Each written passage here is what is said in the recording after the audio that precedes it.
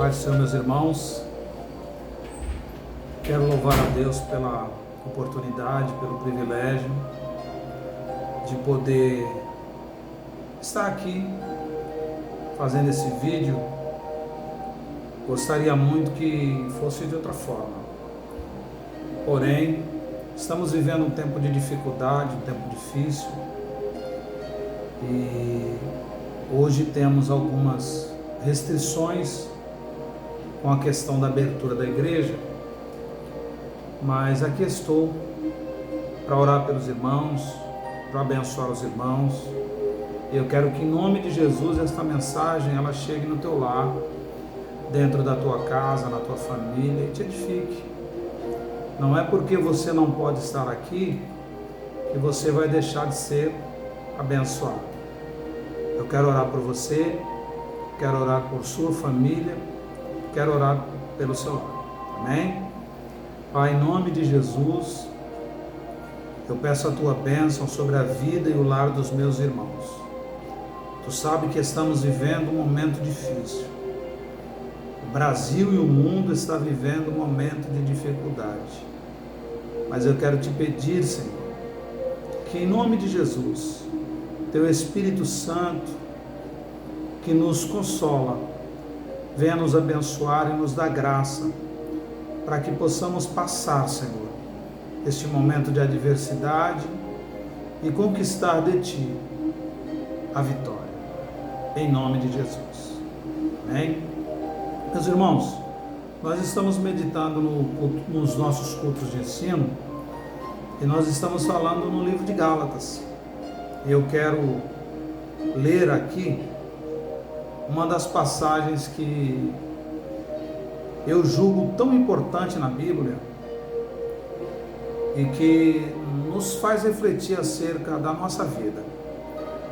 Gálatas, capítulo de número 2, versículo 18, 19 e 20, diz assim: porque se torno a edificar aquilo que destruí, constituo-me a mim mesmo transgressor, porque eu pela lei estou morto para a lei, para viver para Deus.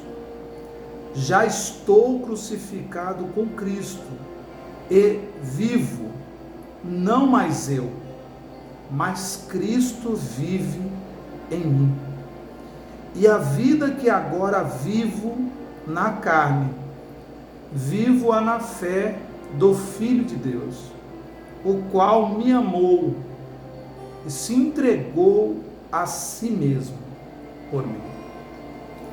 Notem, os irmãos, que a gente tem falado aqui, que Paulo estava vivendo um momento muito difícil. A igreja da Galácia, ela estava passando por uma divisão de pensamentos. Alguns crentes da época estavam mudando a sua opinião acerca da graça.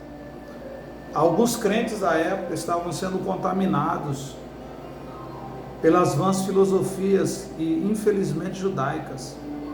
Por quê? Porque queriam impor no povo costumes judeus.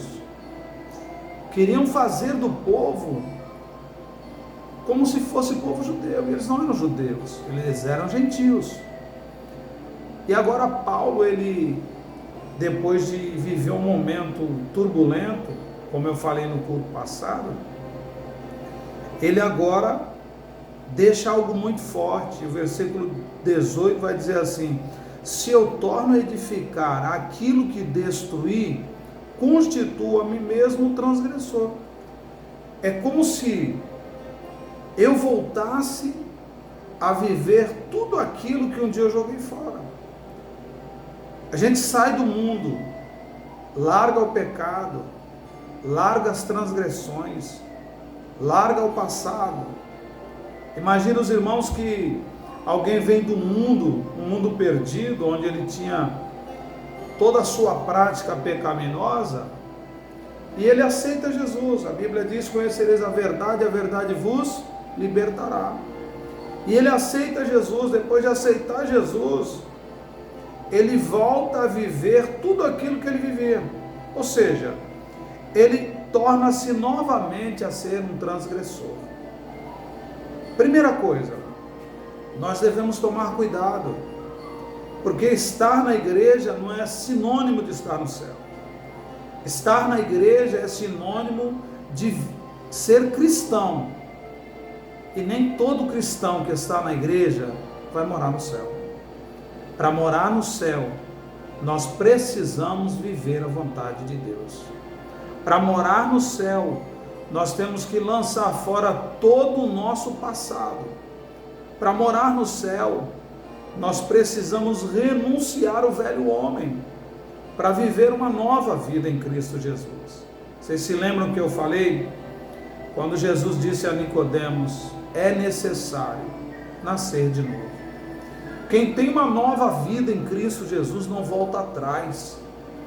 Quem tem uma nova vida em Cristo Jesus, as coisas velhas já passaram, tudo se fez novo. Imagine que no passado, tudo aquilo que você fazia de mal, eu fazia de mal, agora eu aceitei Jesus, e aí eu volto a fazer tudo o que eu fazia no passado. Então nessa noite eu quero que você tenha essa consciência. Viver em Cristo é viver uma nova vida. Viver em Cristo é viver uma transformação. Viver em Cristo é viver em novidade de vida.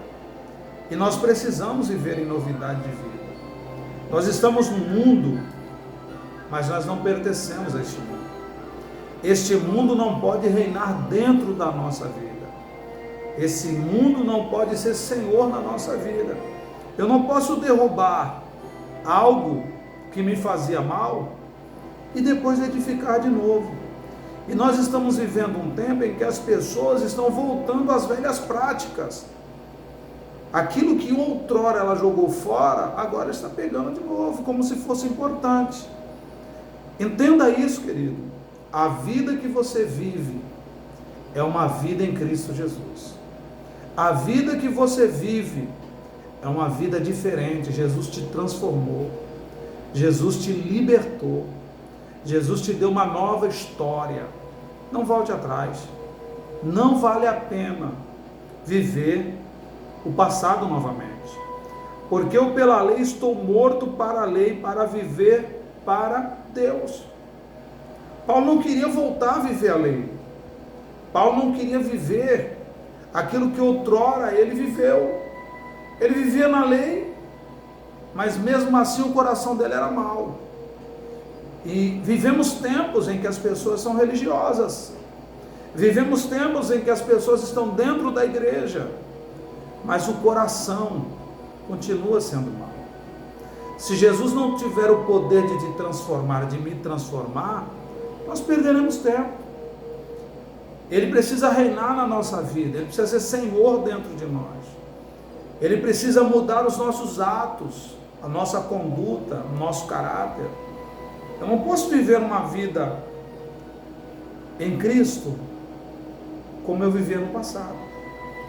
Paulo vivia na lei, ele aceitou Jesus, a vida dele foi transformada. Então eu estou falando de transformação, estou falando de nova vida, estou falando de viver uma vida diferenciada, viu? Jesus me chamou para viver uma vida diferenciada. Jesus te chamou para viver uma vida diferenciada. Já estou crucificado com Cristo, e vivo não mais eu, mas Cristo vive em mim. E a vida que agora vivo na carne, vivo na fé. Paulo, meus queridos, ele está dizendo o seguinte, que a vida que ele está vivendo aqui, ele está na cruz. Ele foi para a cruz. Ele aceitou o sacrifício de Cristo e ele foi para a cruz. Ele crucificou o seu eu. Ele abriu mão da sua vida neste mundo para viver uma vida para Deus. Ele crucificou a sua carne. A coisa mais difícil para o homem é crucificar a sua carne. Jesus disse, se alguém quiser vir após mim, negue-se a si mesmo. Negar a si mesmo é crucificar a própria carne. Negar a si mesmo é abrir mão do seu eu da sua razão. Negar a si mesmo é deixar Jesus transformar a sua vida. Que hoje a gente possa entender isso. Jesus não está mais na cruz. Ele ressuscitou. Mas eu e você estamos na cruz, porque nós aceitamos o sacrifício. Nós matamos a nossa carne quando aceitamos Jesus. Então hoje Jesus não está mais na cruz. O crucificado sou eu. O crucificado é você. E o que você crucificou na cruz? A carne, o pecado. Você abriu mão do teu eu para viver uma vida em Cristo Jesus. Você abriu mão das suas vontades, da sua razão. Hoje a gente encontra muito crente cheio de razão. Eu tenho razão, eu posso, eu faço. Não, você não tem razão. A tua razão é Cristo. A tua vida é Cristo. A tua razão, ela foi lá para a cruz. Quem reina na tua vida é o Senhor Jesus. Até a razão que você pensava que tinha, você não tem. A tua razão é Jesus, querido. Ele é a razão da nossa vida. Nós estamos crucificados.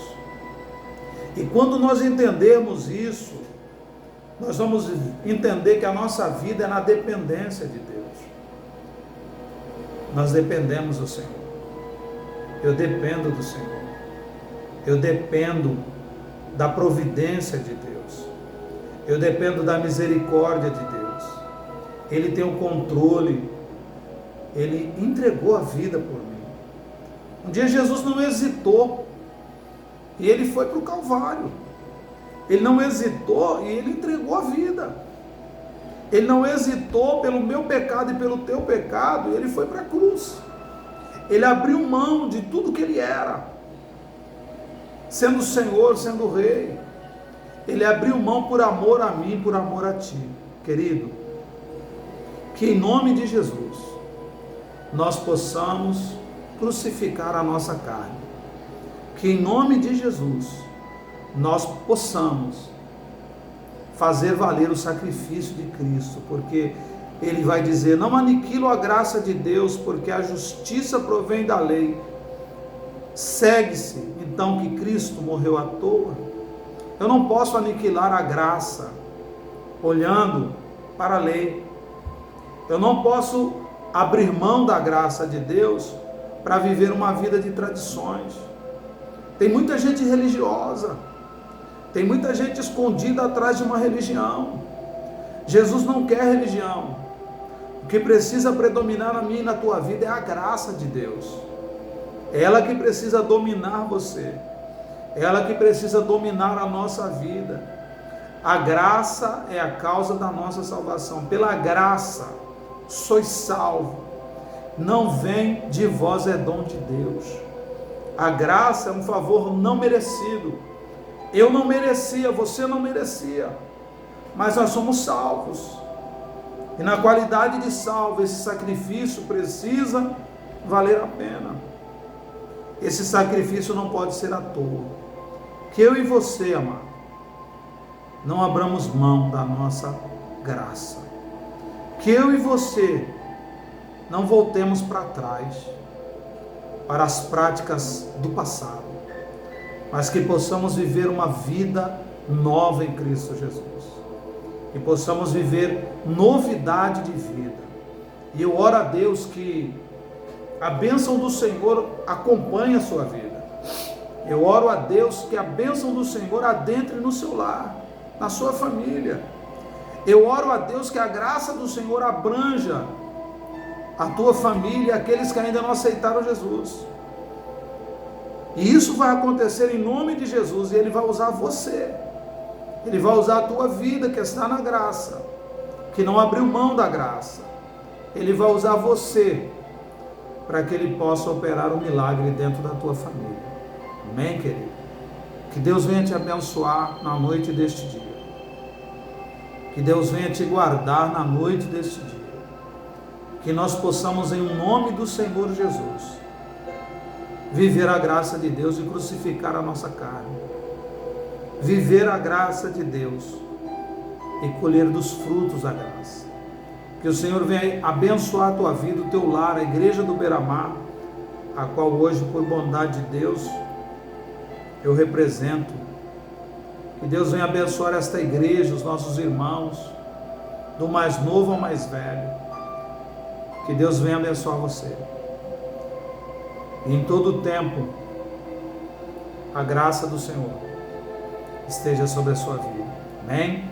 Deus abençoe os irmãos em nome de Jesus.